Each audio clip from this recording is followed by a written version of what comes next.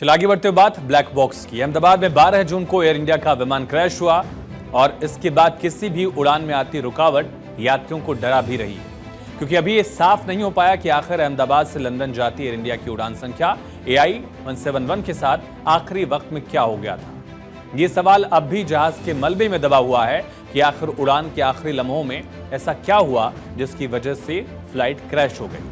हालांकि अब इन सवालों का जवाब जो है वो मिल सकता है, इससे उम्मीद जागी है, क्योंकि ब्लैक बॉक्स मिल चुका था और लोकेटर ट्रांसमीटर के मिलने के बाद वॉइस रिकॉर्डर के भी, कॉकपिट वॉइस रिकॉर्डर को भी रिकवर कर लिया गया था। कहा जा रहा है कि अब जल्द ही पता चलेगा कि अंतिम वक्त में एग्जैक्ट क्या हुआ जिससे प्लेन क्रैश होने के बाद आग का गोला बन गया।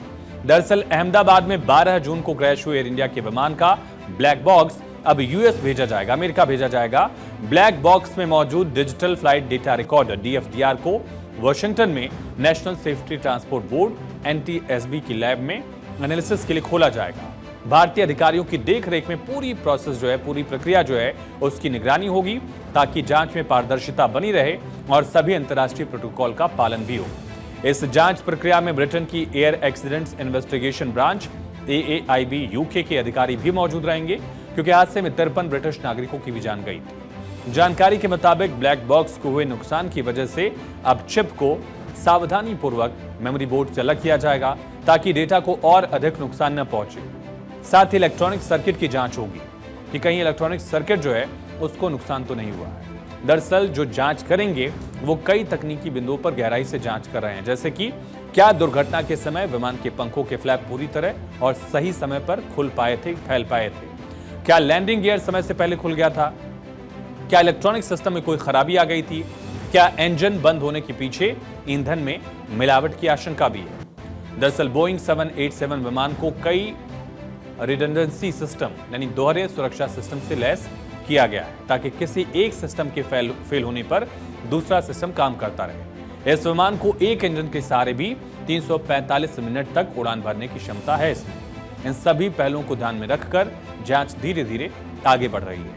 नागरिक उड्डयन मंत्रालय के सचिव समीर कुमार सिन्हा के मुताबिक हादसे से ठीक पहले केवल पायलट की तरफ से एक मेडे कॉल की गई थी, जिसका आखिरी रेडियो मैसेज भी था।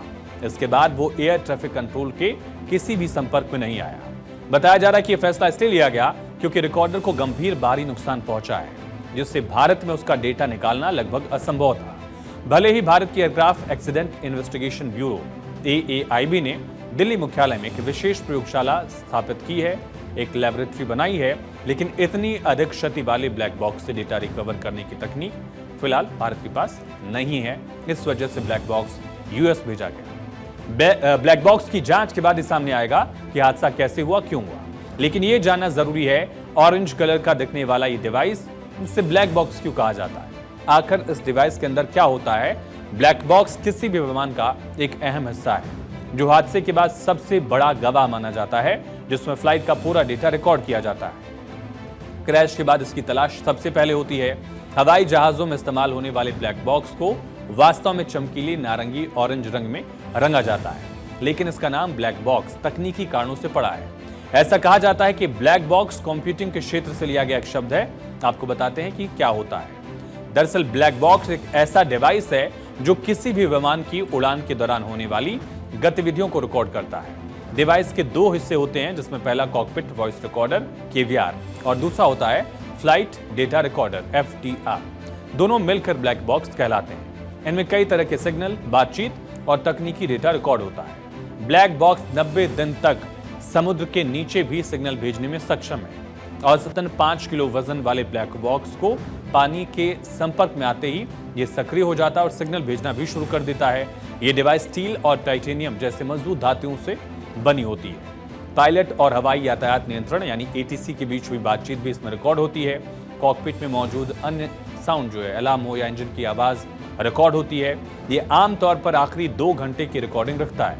पुरानी रिकॉर्डिंग अपने आप मिटती जाती है। ब्लैक बॉक्स आखिर काम कैसे करता है, इसे भी समझना जरूरी है।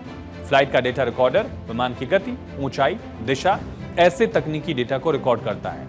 Cockpit voice recorder KVR pilot और क्रू मेंबर्स की बातचीत और कॉकपिट की आवाज रिकॉर्ड करता है।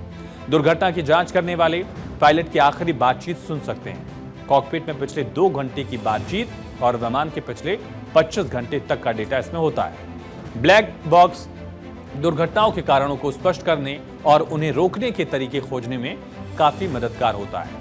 इसकी शुरुआत कब हुई? ब्लैक बॉक्स का पहला इस्तेमाल 1947 में हुआ। 1958 के बाद सिविल एरोनॉटिक्स बोर्ड द्वारा निर्धारित नियमों के मुताबिक इसे विमान में रखना अनिवार्य कर दिया गया। ब्लैक बॉक्स विमान के बारे में सभी तरह की जानकारी और बातचीत स्टोर करता है।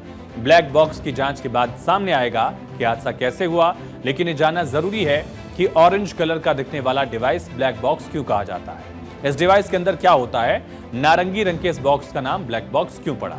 इसकी वजह है ब्लैक बॉक्स को चमकीले ऑरेंज कलर से इसलिए रंगा जाता है ताकि हादसे के बाद आसानी से खोजा जाए।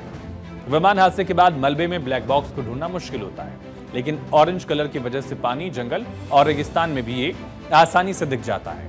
ये आग, पानी और भारी दबाव को सहन कर सकता है। ऑरेंज कलर का पेंट विशेष रूप से गर्मी और कठोर परिस्थितियों में टिकने वाला होता है। डिवाइस का ऑरेंज कलर इसे समुद्र के अंदर भी ढूंढने में मदद करता है। अहमदाबाद के हवाई अड्डे से उड़ान भरने के कुछ ही मिनट बाद विमान संख्या AI-171 मेघानी नगर में मेडिकल हॉस्टल की इमारत से टकराई। 241 यात्रियों समेत 275 लोगों की मौत हो गई। इस हादसे में भारतीय मूल के एक ब्रिटिश नागरिक रमेश विश्वास कुमार जिंदा भी बचे थे। हादसे में पूर्व मुख्यमंत्री विजय रूपानी का भी निधन हो गया था।